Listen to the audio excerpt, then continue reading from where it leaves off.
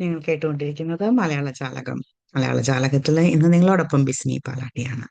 ഞാൻ ഇന്ന് വളരെ മനോഹരമായ ഒരു ജീവിതത്തിൽ ഏറ്റവും അധികം ഗൃഹാതുരത്വം നൽകുന്ന, എന്നെ സംബന്ധിച്ച് നൽകുന്ന ഒരു ടോപ്പിക്കിനെ പറ്റിയിട്ടാണ് സംസാരിക്കുന്നത്. മറ്റൊന്നുമല്ല, മഴ. മഴ എപ്പോഴും മനസ്സിന് ഒരു കുളിർമ നൽകുന്ന ഒരു ഒ- ഒരു പ്രതിഭാസമാണ്.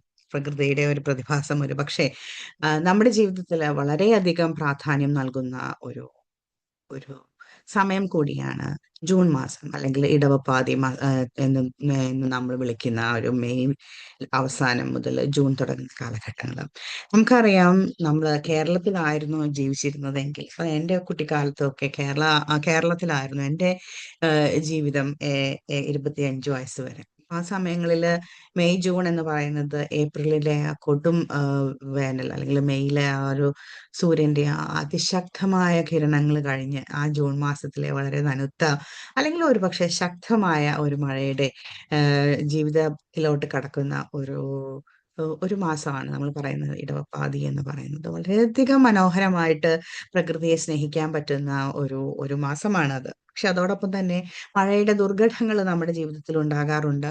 നമ്മെ സംബന്ധിച്ചിടത്തോളം മഴ ഒരു പക്ഷേ ഏറ്റവും അധികം പേടിപ്പിക്കുന്ന ഒരു സ്വപ്നമായിട്ട് മാറാറുണ്ട്. എന്നൊക്കെ ഉണ്ടെങ്കിലും മഴയെ സ്നേഹിക്കാൻ തന്നെയാണ് എനിക്കിഷ്ടം. കാരണം മഴ എപ്പോഴും നമ്മുടെ ജീവിതത്തിൽ പല പാഠങ്ങളും നൽകുന്നു. ആ പാഠങ്ങളിൽ ചില പാഠങ്ങളാണ് ഇന്ന് ഞാൻ നിങ്ങളുമായിട്ട് പങ്കുവെക്കാനായിട്ട് ആഗ്രഹിക്കുന്നത്.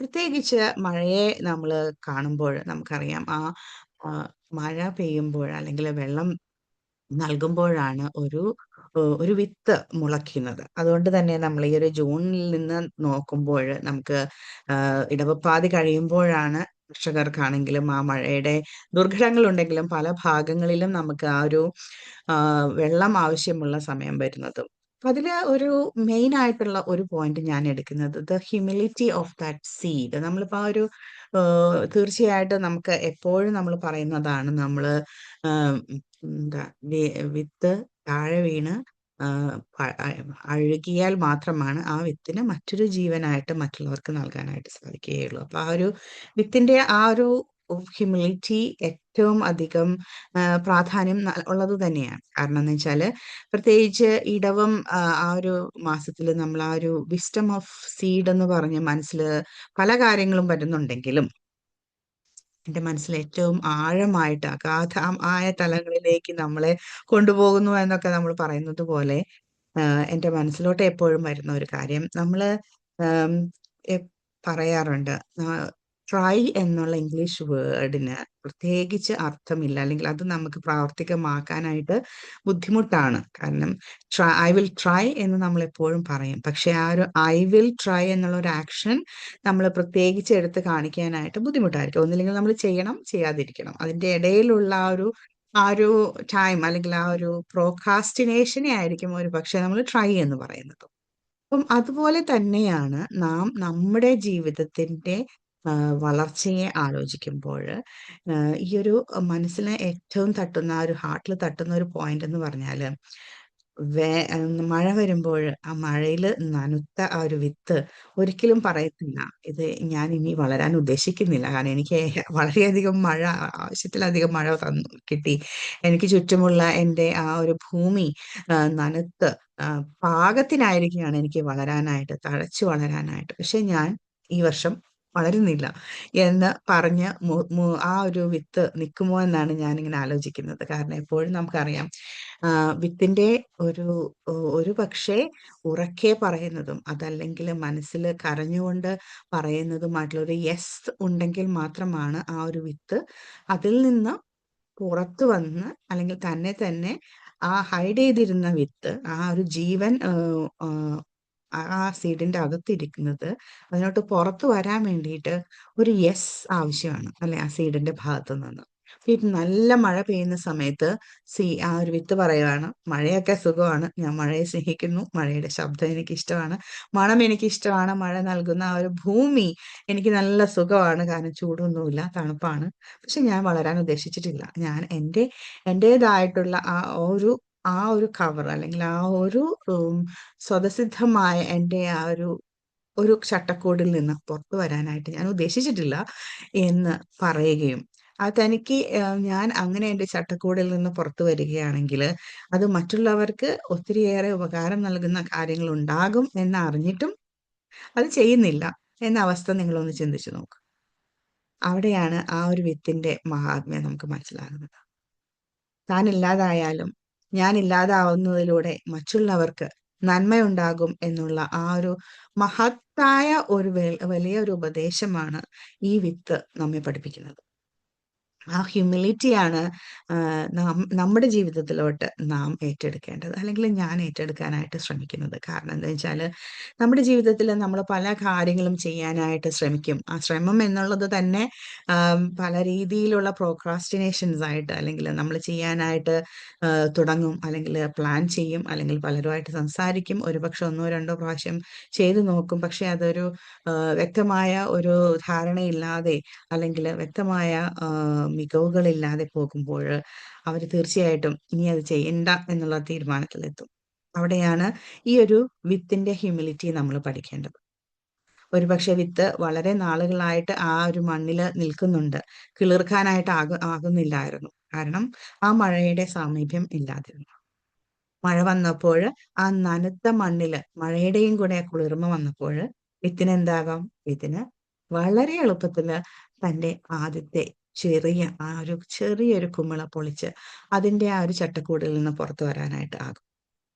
അത് സ്വയമായിട്ടുള്ള ഒരു ത്യാഗവൽക്കരണത്തിലൂടെയാണ് വിത്തിന് ആ പുറച്ചട്ട പൊളിച്ച് പുറത്തോട്ട് വരാനായിട്ട് സാധിക്കുന്നത്. എന്റെ ചോദ്യം ഇത് മാത്രമാണ്: നിങ്ങൾ മഴയെ സ്നേഹിക്കുന്ന വ്യക്തിയാണെങ്കിൽ നിങ്ങൾ എപ്പോഴെങ്കിലും ആ ഒരു വിത്ത് വളരുന്ന പ്രക്രിയയെ പറ്റി ഓർത്തിട്ടുണ്ടോ? പക്ഷെ കോവിഡിന്റെ സമയത്ത് നിങ്ങൾ ഓർത്തിട്ടുണ്ടാകും, കണ്ടിട്ടുണ്ടാകും. കാരണം നമ്മളെല്ലാവരും എല്ലാവിധ വിത്തുകളും മുളപ്പിച്ച് നടന്നിരുന്ന ഒരു സമയമാണ് കോവിഡിന്റെ സമയം. തീർച്ചയായിട്ടും എന്റെ ഓർമ്മയിൽ എപ്പോഴും ഉള്ളത്, നമ്മളെപ്പോഴും പറയില്ലേ, കടുക് മുളപ്പിച്ച് നോക്കണം എങ്ങനെയായിരിക്കും, കടുകിന്റെ ഇല നല്ലതാണ്, അതുപോലെ ഉലുവയുടെ ഇല നല്ലതാണ് എന്നൊക്കെ പറഞ്ഞ് നമ്മൾ എല്ലാ കാര്യങ്ങളും മുളപ്പിക്കുന്ന ഒരു സമയമായിരിക്കും. അതുപോലെ പയറിന്റെ വിത്താണ് ഏറ്റവും അധികം നമുക്ക് കാണാനായിട്ട് എളുപ്പം ഉണ്ടാകുക. കാരണം അതിന്റെ ആ ഒരു രൂപത്തിൽ നിന്ന് ഒരു കുഞ്ഞ് ഇത് വരുന്നതും, അതിന്റെ ആ ഒരു പോള പുറഞ്ഞു പോകുന്നതും, അങ്ങനെ ഓരോ ചെറിയ ചെറിയ കുമിളകൾ പുറത്തോട്ട് വരുന്നതുമായിട്ട്. അങ്ങനെ നിങ്ങൾ കണ്ടിട്ടുണ്ടോ? ആ വിത്തിന്റെ ആ ഒരു ഹ്യൂമിലിറ്റി നിങ്ങൾക്ക് കണ്ടെടുക്കാനായിട്ട് സാധിച്ചിട്ടുണ്ടോ? ഞാനിവിടെ ചോദിക്കുന്നതിന്റെ കാരണം എന്താന്ന് വെച്ചാല്, നമ്മൾ ഒത്തിരിയേറെ വിഷമങ്ങളിലൂടെ, ബുദ്ധിമുട്ടുകളിലൂടെ, കഷ്ടപ്പാടുകളിലൂടെ പോകുമ്പോൾ ഒരു വേനൽ കഴിഞ്ഞ് അതാ നമ്മളൊന്ന് ഒരു ശ്വാസം വലിക്കുമ്പോഴേക്കും അത് കനത്ത ശക്തമായ മഴ വരുന്നു. അതല്ലെങ്കിൽ പ്രളയം വരുന്നു. അങ്ങനെ ജീവിതം പ്രളയമയമായിട്ട് മാറുമ്പോൾ നമ്മൾ എപ്പോഴെങ്കിലും ചിന്തിച്ചിട്ടുണ്ടോ? ഞാൻ എന്റെ ചട്ടക്കൂടിൽ തന്നെ ഒതുങ്ങി നിൽക്കുകയാണ്. ഈ ഒരു ജീവിത വ്യതിയാനങ്ങൾ എന്റെ ചട്ടക്കൂടിൽ നിന്നും മാറുവാനുള്ള ഒരു വിളിയായിരിക്കാം. അതുകൊണ്ട് തന്നെ ഞാനൊന്ന് ശ്രമിച്ചുകൂടെ? എന്തുകൊണ്ട് എന്റെ ചട്ടക്കൂടുകൾ മാറ്റി, അല്ലെങ്കിൽ എന്റെ ചിന്താഗതികൾ മാറ്റി, എന്റെ കൂട്ടുകെട്ടുകൾ മാറ്റി, അല്ലെങ്കിൽ എന്റെ ജീവിതചര്യകൾ മാറ്റി മറ്റൊരു മേഖലയിലോട്ട് പോകാനാണ് എന്നെ ഈ ഒരു ജീവിതം പഠിപ്പിക്കുന്നത് എന്നുണ്ടെങ്കിൽ എന്തുകൊണ്ട് നിങ്ങൾക്ക് അത് ചെയ്തുകൂടാ? നിങ്ങളുടെ തന്നെ സ്വന്തമായിട്ടുള്ള ഒരു ആ ആ ഒരു ഉത്തരവാദിത്തം ഏറ്റെടുത്തുകൊണ്ട് അഭിമാനത്തോടുകൂടെ നിങ്ങൾക്ക് പറയാനാകില്ലേ, എന്റേത് മാത്രമായിട്ടുള്ള കഠിനാധ്വാനത്തിന്റെ ഫലമാണ് ഇന്ന് ഞാൻ കാണുന്ന ഞാൻ. പണ്ട് ഞാൻ അങ്ങനെയായിരുന്നു, എന്റെ ചിന്താഗതികൾ അങ്ങനെയായിരുന്നു. എങ്കിലും മഴയും കാറ്റും കോളും കഴി പോയ ഒരു ജീവിതത്തിലൂടെ ഞാൻ പഠിച്ച എന്റെ പാഠങ്ങളിൽ നിന്ന് ഞാനും വളരാൻ ശ്രമിക്കുകയല്ല, ഞാൻ വളർന്നു. എന്നിൽ നിന്നും മനോഹരമായ ഇലകളും പൂക്കളും പുഷ്പങ്ങളും ഒപ്പം തന്നെ കായ്കനികളും വരുന്നു. എന്തുകൊണ്ട് നമുക്കത് നടത്തിക്കൂടാ? ഇന്ന് നിങ്ങൾ എന്നെ കേൾക്കുന്നുണ്ടെങ്കിൽ, നിങ്ങൾ മഴയെ സ്നേഹിക്കുന്നുണ്ടെങ്കിൽ, എനിക്ക് നിങ്ങളോട് ചോദിക്കാനുള്ള ഒരു ചോദ്യം ഇത് മാത്രമാണ്: മഴ നിങ്ങളെ ഓർമ്മിപ്പിക്കുന്ന എന്തെങ്കിലും വളർച്ച നിങ്ങളുടെ ജീവിതത്തിലുണ്ടോ? ഒരുപക്ഷെ നിങ്ങൾ മഴയെ സ്നേഹിച്ച് മഴയെ കണ്ടുകൊണ്ടിരിക്കുന്ന സമയത്ത് നിങ്ങളുടെ ജീവിതത്തിൽ ഉണ്ടായിക്കഴിഞ്ഞ കുറെ നല്ല കാര്യങ്ങൾ ഉണ്ടായിരിക്കും. ഇപ്പോൾ നിങ്ങളുടെ ജീവിതത്തിന്റെ ഏറ്റവും ബുദ്ധിമുട്ടുള്ള കാലഘട്ടത്തിലാണ് നിങ്ങൾ ഉള്ളത് എന്നുണ്ടെങ്കിൽ, മഴയെ സ്നേഹിക്കുന്ന ആ പഴയ കാലഘട്ടത്തില് നിങ്ങൾ എന്തായിരുന്നോ അനുഭവിച്ചത്, എന്തൊരു ക്രിയാത്മകതയായിരുന്നോ അന്ന് നിങ്ങൾ അനുഭവിച്ചത്, അതിനെ നിങ്ങൾക്ക് ഇപ്പോൾ ഈ ഒരു ജീവിതത്തിലോട്ട് കൊണ്ടുവരാനായിട്ട് സാധിക്കും. നമ്മളുടെ ഈ ഒരു തലയ്ക്കകത്ത് വിഷ്വലൈസേഷൻ നടക്കുമ്പോഴാണ് നമുക്ക് വീണ്ടും നല്ല വ്യക്തികളായിട്ട് നല്ല കാര്യങ്ങൾ ചെയ്യാനായിട്ടും സാധിക്കുന്നത്. ഞാൻ നിങ്ങളോട് ചോദിക്കുന്നത് ഒരു കാര്യം മാത്രം. ഇവിടെ മഴ പെയ്യുമ്പോൾ, പണ്ട് വർഷങ്ങൾക്ക് മുമ്പ് നിങ്ങൾ 5-10 വയസ്സുള്ളപ്പോൾ നല്ല കോരിച്ചൊരിയുന്ന മഴയത്ത് നിങ്ങൾ എന്തെങ്കിലും സ്വപ്നങ്ങൾ കണ്ടിരുന്നോ? എന്തെങ്കിലും നല്ല കാര്യങ്ങൾ കണ്ടിരുന്നോ? സോ മഴ വരുമ്പോൾ എന്തുകൊണ്ട് നിങ്ങൾക്ക് അത് ഓർമ്മിച്ചുകൂടാ? എന്തുകൊണ്ട് ആ ഒരു വിത്തിന്റെ കഥ നിങ്ങളെ ഇപ്പോഴത്തെ ഈ ഒരു ജീവിതത്തില് സഹായിച്ചുകൂടാ? മനസ്സിലുണ്ടാകുന്ന ആ ഒരു വ്യത്യാസങ്ങൾ അല്ലെങ്കിൽ ചിന്തകള് നമ്മുടെ ബോധധാരയെ മൊത്തമായിട്ട് ഉം, മാറ്റിമറിക്കും. അവിടെ നമുക്ക് നല്ലതോ ചീത്തയോ ആയിട്ടുള്ള മറ്റൊരു പ്രവൃത്തി നമുക്ക് ഉണ്ടാക്കാനായിട്ട് സാധിക്കും. പക്ഷെ നാം നല്ല ഓർമ്മകളാണ് കൊണ്ട് നടക്കുന്നത് എന്നുണ്ടെങ്കിൽ നമ്മുടെ തലച്ചോറ് ആ സ്പന്ദനങ്ങളായിരിക്കും ഏറ്റെടുക്കുക. അതുകൊണ്ട് തന്നെ നമുക്കും നന്മയുള്ള കാര്യങ്ങൾ ചെയ്യാനായിട്ട് നമുക്ക് സാധിക്കും. ഇനി നിങ്ങൾ ഇവിടെ ഒരു മഴ കാണുമ്പോൾ, അല്ലെങ്കിൽ മഴ കേൾക്കുമ്പോൾ, അല്ലെങ്കിൽ മഴ അനുഭവിക്കുമ്പോൾ ഈ ഒരു വിത്തിന്റെ കഥ ഓർത്ത് നിങ്ങൾ സ്നേഹിക്കുന്ന ആ പഴയ ഒരു ഓർമ്മ കൊണ്ടുവരാൻ സാധിക്കുമോ? സാധിക്കുമെങ്കിൽ ഞാൻ പറയുന്നു, നിങ്ങൾ ഇപ്പോൾ ആഗ്രഹിക്കുന്ന ഒരു കാര്യം ആ ഒരു ഓർമ്മയിലൂടെ കണക്ട് ചെയ്യുകയാണെങ്കിൽ വളരെ എളുപ്പത്തിൽ അത് നിങ്ങൾക്ക് പ്രാവർത്തികമാക്കാനായിട്ട് സാധിക്കും. ഇത് ഞാൻ നിങ്ങളായിട്ട് ചലഞ്ച് ചെയ്യുന്ന ഒരു കാര്യമാണ്. നിങ്ങൾ അങ്ങനെ ചെയ്തിട്ട് നിങ്ങൾ ആഗ്രഹിക്കുന്ന ഒരു കാര്യം നടന്നില്ല എന്നുണ്ടെങ്കിൽ തീർച്ചയായിട്ടും എന്നെ കണക്ട് ചെയ്യുക. ഞാൻ നിങ്ങളെ ഹെൽപ്പ് ചെയ്യുന്നതായിരിക്കും. അത് നടത്തി തരുന്നത് ഞാൻ ഏറ്റവും അധികം സന്തോഷത്തോടുകൂടെ സഹായിക്കാനായിട്ട് എനിക്ക് പറ്റും. ഞാൻ രണ്ടാമത്തെ ഒരു കാര്യം മഴയെ സ്നേഹിക്കുമ്പോൾ ഓർക്കുന്നത്, നമുക്കറിയാം എല്ലാവരും തന്നെ ഒരുപക്ഷെ എൻ്റെ പ്രായത്തിലുള്ളവരുടെ മനസ്സിൽ ഏറ്റവും കൂടുതൽ ഓടി വരുന്നത് പോപ്പിക്കുടയായിരിക്കും, അല്ലെ? മറ്റൊത്തിരി കുടകളുണ്ട്, പോപ്പിക്കുടയാണ് ഇപ്പോഴും എൻ്റെ മനസ്സിൽ ഓർമ്മ വരുന്നത്. മഴ മഴ കുട കുട, മഴ വന്നാൽ പോപ്പിക്കുട. അതാണ് നമ്മളുടെ കാതുകളിൽ മുഴങ്ങിക്കൊണ്ടിരുന്ന ആ ഒരു ജൂലൈ മാസത്തിൽ മുഴങ്ങിക്കൊണ്ടിരുന്ന ആ ഒരു ശബ്ദം, റേഡിയോയിലും അല്ലെങ്കിൽ TV യിൽ എവിടെയൊക്കെ ആണെങ്കിലും. ആ പോപ്പിക്കുട, പോപ്പിയെ എടുത്തു കളയൂ. ആ ഒരു കുട, കുടയും മഴയും തമ്മിലുള്ള ബന്ധം എന്താണ്? കോരിച്ചൊരിയുന്ന മഴയത്ത് ആ മഴയുടെ സുഖകരമായ ആ ഒരു നനുത്ത ആ ഒരു സുഖം കിട്ടണമെങ്കിൽ നമ്മൾ മഴയ്ക്കുള്ളിലോട്ട് ഇറങ്ങിപ്പോകണം. പക്ഷെ അതേസമയം നാം നമ്മെ തന്നെ മഴയിൽ നിന്ന് മാറ്റി നിർത്തി, അല്ലെങ്കിൽ മഴയെ ആസ്വദിക്കാൻ വേണ്ടി നാം കൊണ്ടു നടക്കുമ്പോൾ, മഴയുടെ ഒപ്പം കൊണ്ട് നടക്കുമ്പോൾ ആ ഒരു കുടയ്ക്ക് ഒരു ഒരു സുഖമുണ്ട്, അല്ലെ? കുടയാണ് ആ നല്ല നനുത്ത മഴയുടെ ഏറ്റവും ആദ്യത്തെ ആ ഒരു അനുഭവം ലഭിക്കുന്നത്. നമുക്ക് അതിനടിയിലൂടെ നമ്മൾ കേൾക്കുന്ന ശബ്ദങ്ങളും നമ്മുടെ കുടയുടെ സൈഡിൽ കൂടെ ഒക്കെ തെറിക്കുന്ന മഴത്തുള്ളികളും മറ്റോ ആയിരിക്കും നമുക്ക് കിട്ടുക. ആ കുട ആ മഴയുടെ എല്ലാ രീതിയിലുള്ള അനുഭവം നേരിട്ട് അനുഭവിക്കുന്നുണ്ട്. പക്ഷെ ഒരുപക്ഷെ കുട ചിന്തിക്കുന്നുണ്ടാകും, ഞാനിതെല്ലാം സഹിക്കുകയാണ്, ഞാൻ നനയുകയാണ്, എനിക്കിതിൽ നിന്ന് ഒന്നും ലഭിക്കുന്നില്ല എന്ന്. പക്ഷെ മഴയെ സ്നേഹിക്കുന്നവരാണെങ്കിൽ, എന്നെ സംബന്ധിച്ചിടത്തോളം സ്കൂളുകളിലെ കുട്ടികളെല്ലാവരും ആ ഒരു വലിയൊരു കീഴിൽ ഇങ്ങനെ പോയിക്കൊണ്ടിരിക്കുമ്പോഴും മഴയെ സ്നേഹിക്കാൻ വേണ്ടിയിട്ട്, മഴയ്ക്ക് വേണ്ടിയിട്ട് ഓർത്തിരിക്കുകയൊക്കെ ചെയ്യുമ്പോൾ ആ കുടയ്ക്ക് മറ്റൊരു മാനം കൊടുക്കാനായിട്ട് സാധിക്കത്തില്ലേ എന്നാണ് ഞാൻ ആലോചിക്കുന്നത്. കാരണം ഞാൻ തന്നെ ഒരു കുടയിൽ പോകുന്നതാണോ, ഞാൻ നടന്നു പോകുമ്പോൾ മറ്റുള്ളവർ മഴ നനയുന്നത് കാണുമ്പോൾ മറ്റുള്ളവരെയും എൻ്റെ കുടക്കീഴിലോട്ട് കൊണ്ടുവരികയാണെങ്കിൽ എന്തായിരിക്കും അതിൻ്റെ ഒരു സുഖം? മഴ നനയുന്നത് ഇഷ്ടമുള്ള ഞാൻ മറ്റുള്ളൊരു വ്യക്തിയെ മഴ നനയ്ക്കാതെ കൂട്ടിക്കൊണ്ടുപോകുന്നു. മറ്റുള്ള ഒരാൾക്ക് കൂടി എൻ്റെ കുട ഒരു അഭയമാകുന്നു. അപ്പൊ ആ ഒരു ചിന്തയാണ് ഞാൻ കുടയുമായിട്ട് ബന്ധപ്പെടുത്തിയത്. കാരണം നമുക്കറിയാം, നമ്മളിപ്പോ വളരെയധികം പ്രളയങ്ങൾ കഴിഞ്ഞപ്പോൾ നമുക്കറിയാം ഇപ്പൊ കുട വളരെയധികം കുറവ് മാത്രമാണ് ഉപയോഗിക്കുന്നത്, അല്ലെ? നമ്മൾ റെയിൻകോട്ട് അല്ലെങ്കിൽ വളരെ തൊപ്പിയാണ്, അല്ലെങ്കിൽ ബോഡി മുഴുവനും പ്ലാസ്റ്റിക് കൊണ്ട് മൂടുന്ന തരത്തിലുള്ള റെയിൻകോട്ടുകളൊക്കെ ആയിരിക്കും ഉണ്ടാകുക. പക്ഷെ ഒരു കുടയെ സങ്കല്പിക്കുമ്പോൾ, നമ്മുടെ ഇവിടെ മെൽബണിൽ എല്ലാവർക്കും തന്നെ കുടയുണ്ട്. നമുക്കറിയാം എപ്പോഴാണ് മഴ വരുന്നതെന്ന് അറിയത്തില്ല. അതുകൊണ്ട് തന്നെ ഒരുപക്ഷെ എല്ലാവരുടെയും ഹാൻഡ് ബാഗിൽ വളരെ ചെറിയൊരു കുട ഉണ്ടാകും. എന്നിട്ട് ആവശ്യം വരുമ്പോൾ, വെയിലോ മഴയോ വരുമ്പോഴോ എടുത്ത് നമ്മളത് ഉപയോഗിക്കുന്നുണ്ട്. അതുപോലെ തന്നെ നമ്മുടെ ജീവിതത്തിൽ കുടകൾ ഉണ്ടെങ്കിൽ ആ കുടകൾ ഒരു പക്ഷേ നാം തന്നെ നമ്മുടെ ജീവിത മാർഗങ്ങളിൽ വരുന്ന പ്രതിസന്ധികളെ തരണം ചെയ്യാനായിട്ട് കണ്ടുപിടിച്ച കുറച്ച് മാർഗങ്ങളായിരിക്കാം. അല്ലെങ്കിൽ ഒരുപക്ഷെ നമ്മുടെ ജീവിതത്തിൽ നാം നടത്തുന്ന ചില ദിനചര്യകളായിരിക്കാം. മറ്റുള്ളവര് സമാനമായ മാർഗത്തിൽ വിഷമിക്കുമ്പോൾ എന്തുകൊണ്ട് ആ ജീവിതചര്യകള് അല്ലെങ്കിൽ നാം പഠിച്ച പാഠങ്ങള് മറ്റുള്ളവർക്കുമായിട്ട് പങ്കുവെച്ചുകൂടാ? എന്തുകൊണ്ട് ആ ഒരു പങ്കുവെപ്പിലൂടെ ഒരുമിച്ച് ആ ഒരു ബന്ധങ്ങളെ നിലനിർത്തി കൊണ്ടുപോകാനായിട്ട് സാധിച്ചുകൂടാ? ഒരുപക്ഷെ നമ്മുടെ ഒരു വാക്കായിരിക്കാം, ഒരു സഹായമായിരിക്കാം മറ്റുള്ള വ്യക്തിയെ അവരുടെ ജീവിതത്തിന്റെ ഏറ്റവും പ്രാധാന്യം നിറഞ്ഞ ഒരു മേഖലയിൽ നിന്ന് തിരിച്ചു കൊണ്ടുവരാനും നന്മയുടെ മാർഗത്തിലോട്ട് കൊണ്ടുപോകാനും സഹായിക്കുന്നത്. അതുകൊണ്ട് മഴ വരുമ്പോൾ അല്ലെങ്കിൽ മഴയെ സ്നേഹിക്കുമ്പോൾ, കുട പിടിക്കുമ്പോൾ നിങ്ങളുടെ കുട കീഴിൽ മറ്റുള്ളവരെയും കൂടി അണിനിരത്താനായിട്ട് നിങ്ങൾക്ക് സാധിക്കുമോ? സാധിക്കും എന്നുള്ളത് തീർച്ചയാണ്. പക്ഷെ അതിനൊരു ശ്രമം നടത്തിക്കൂടെ? ഇവിടെ ഒരു ശ്രമമില്ല. ആ ഒരു പരിശ്രമം നടത്തുക തന്നെ വേണം. സ്വന്തമായിട്ടുള്ള ശ്രമമാണ് പരിശ്രമം. പരിശ്രമത്തിന് വേണ്ടിയിട്ട് മഴയെ കാത്തിരിക്കേണ്ട കാര്യമുണ്ടോ? കൂടാ എന്നുള്ളത് എന്തുമാകാം. ഞാൻ ഇന്ന് പഠിച്ച ഒരു കാര്യം മറ്റുള്ളവരുമായിട്ട് പങ്കുവെക്കുക എന്നുള്ളത് തന്നെയാണ് ഒരേ കുടക്കീഴിലാക്കുക എന്നുള്ളത് കൊണ്ട് ഉദ്ദേശിക്കുന്നത്.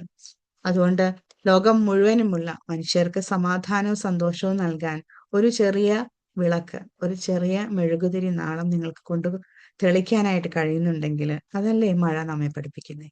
അതല്ലേ കുട ആ ഒരു ഭാവത്തിലൂടെ നമ്മെ പഠിപ്പിക്കുന്നത്? വീണ്ടും മഴയുടെ ശബ്ദത്തെ സ്നേഹിക്കുന്ന എത്ര പേരുണ്ട്? ഞാനും വളരെ നനുത്ത മഴയുടെ ശബ്ദവും ഭയാനകമായ മഴയുടെ ശബ്ദവും ഒരുപോലെ സ്നേഹിക്കുന്ന ഒരു വ്യക്തിയാണ്. ആ ഒരു മഴയ്ക്ക് ഒരു ചെറിയ മഴയാണെങ്കിൽ പോലും വളരെ നല്ല ഒരു റിതമുണ്ട് ആ മഴത്തുള്ളികൾ വീഴുന്നതും.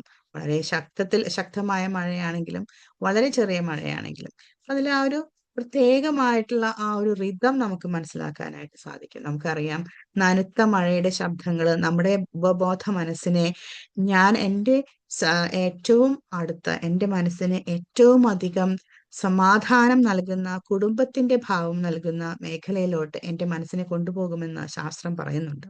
അപ്പൊ അതുകൊണ്ട് തന്നെ ആ മഴയുടെ ശബ്ദത്തിന് നമ്മളുടെ ഉപബോധ മനസ്സിനെയും ബോധ മനസ്സിനെയും ഒരുപോലെ പല തലങ്ങളിലേക്ക് മാറ്റിക്കൊണ്ടുപോകാൻ സഹായിക്കുന്ന ശബ്ദമാണ്. എന്തുകൊണ്ടാണ് ആ ഒരു ശബ്ദം നമുക്ക് പ്രാധാന്യം ഉണ്ടാകുന്നത്?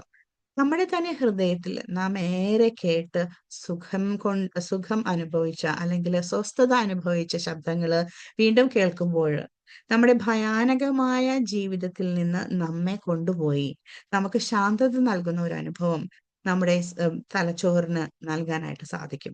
അതുകൊണ്ട് തന്നെയാണ് ഈ മ്യൂസിക് തെറാപ്പി അതല്ലെങ്കിൽ സൗണ്ട് വേവ്സ് ഒക്കെ നമുക്ക് ഏറ്റവും അധികം ഒരു ശാന്തമായ ഉറക്കം തരുന്നു, അല്ലെങ്കിൽ മാനസിക വിശ്രമം നൽകുന്നു, അല്ലെങ്കിൽ ഒരു പക്ഷേ നമുക്ക് ശാരീരികമായ അസുഖങ്ങളിൽ നിന്ന് വരെയുള്ള വിടുതൽ നൽകിക്കുന്നു എന്നൊക്കെ പറയുന്നത്. എനിക്ക് നിങ്ങളോട് പറയാനുള്ളത്, അല്ലെങ്കിൽ നിങ്ങൾ ചിന്തിക്കേണ്ടത്, നിങ്ങളുടെ ജീവിതത്തില് ഭയാനകമായ ആളുകൾ എത്തുമ്പോൾ, ഭയാനകമായ ആളുകൾ എന്ന് പറയുമ്പോൾ ഒരു പക്ഷേ നമുക്ക് നമ്മുടെ ജീവിതത്തിൽ നിന്ന് ഒഴിച്ചു മാറ്റാൻ പറ്റാത്ത ആളുകളാണ്. അതേസമയം അവരുടെ ജീവിതം മാർഗങ്ങള് നമ്മുടെ മാർഗങ്ങളുമായി ഒത്തുപോകാത്തതാണ് എന്ന് നമുക്ക് അറിയാമെങ്കിലും അവരെ മാറ്റി നിർത്താനാവാൻ പറ്റത്തില്ല എന്നുണ്ടെങ്കിൽ അതൊരു ഭയാനകമായ അവസ്ഥ തന്നെയാണ്. ആ സമയങ്ങളിലും നമ്മുടെ മനസ്സിന് ശാന്തതയും സൗമ്യതയും നൽകാനൊക്കെ ഞാൻ എനിക്ക് ഏറ്റവും അധികം സ്വസ്ഥത നൽകുന്ന ആ ഒരു ഭാവത്തിലാണ് ജീവിക്കുന്നത് എന്ന് നമ്മുടെ തലച്ചോറിനെ പറഞ്ഞറിയിക്കാൻ ഈ മഴയുടെ ശബ്ദത്തിന് കഴിവുണ്ട്. അതുകൊണ്ട് തന്നെ മഴ പെയ്യുമ്പോൾ ഒരു പക്ഷേ ഒരു മിനിറ്റെങ്കിലും ആ ഒരു സ്റ്റിൽനെസ്സിൽ നിൽക്കുകയാണെങ്കിൽ, ആ ശബ്ദത്തെ മാത്രം കേൾക്കുകയാണെങ്കിൽ നിങ്ങൾക്ക് ആ ശബ്ദത്തെ, ആ ഒരു ഭാവം നിങ്ങൾക്ക് നൽകുന്ന ആ നന്മയെ കൂട്ടിപ്പിടിക്കാനും ഹൃദയത്തിൽ സൂക്ഷിച്ചു വെക്കാനും സാധിക്കും. വേറെ മറ്റൊരു അനുഭവത്തില് നമുക്ക് ഭയാനകമായ ഒരു അനുഭവമാണ് നടക്കുന്നത് എന്നുണ്ടെങ്കിൽ നാം കൂട്ടിച്ചേർത്ത ഈ സമാധാനത്തിന്റെ ആ ഒരു അനുഭവം തിരിച്ച് നമ്മുടെ മനസ്സിനുള്ളില് നമ്മൾ ചിന്തിക്കുകയാണെങ്കിൽ ഭയാനകമായ ആ ഒരു സമയത്ത് നമുക്ക് കുറച്ചുകൂടെ സൗമ്യത, ശാന്തത ലഭിക്കും. ഇത് ഞാൻ പറയുന്നതല്ല, ശാസ്ത്രം പറയുന്നതാണ്, ശാസ്ത്രം തെളിയിച്ചിട്ടുള്ളതാണ്. അതുകൊണ്ട് തന്നെ ഇവിടെ നമ്മൾ മെൽബണില് ഓട്ടത്തിന്റെ കാലഘട്ടമാണ്, ഫോളിങ്ങിന്റെ കാലഘട്ടമാണ്, ഇല കൊഴിയും ശിശിരത്തിന്റെ കാലഘട്ടമാണ്. പക്ഷെ നമ്മുടെ മലയാളികൾ സ്നേഹിക്കുന്ന കേരള മണ്ണില് മഴയുടെ കാലഘട്ടം ആരംഭിക്കുകയാണ്.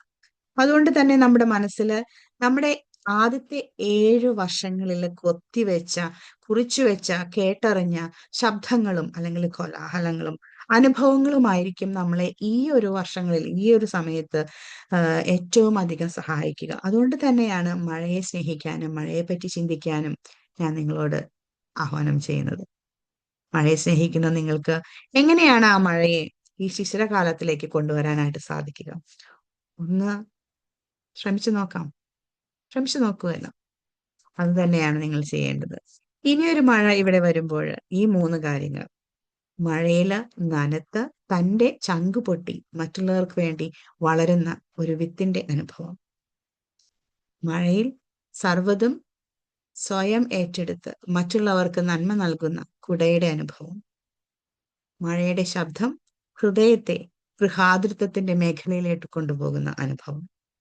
ഈ 3 അനുഭവങ്ങളിൽ ഏതെങ്കിലും നിങ്ങൾക്ക് കൂടെ കൊണ്ട് നടക്കാൻ സാധിക്കുന്നുണ്ടെങ്കിൽ അവിടെയാണ് നന്മ നിറഞ്ഞ ഒരു ജീവിതം നിങ്ങൾ മറ്റുള്ളവർക്ക് നൽകുന്നത്. ഈ ഒരു ജൂൺ മാസം, നാളെ കഴിഞ്ഞ് ജൂൺ മാസത്തിലോട്ട് കടക്കുമ്പോൾ ഈ ജൂൺ മാസം മഴയുടെ നന്മ നിങ്ങൾക്ക് നൽകട്ടെ എന്ന് ആശംസിക്കുന്നു. ഇത് ബിസ്മി പാലാട്ടി ഓൺ 88.9 FM. മനോഹരമായ മറ്റു ഗാനം കേട്ട്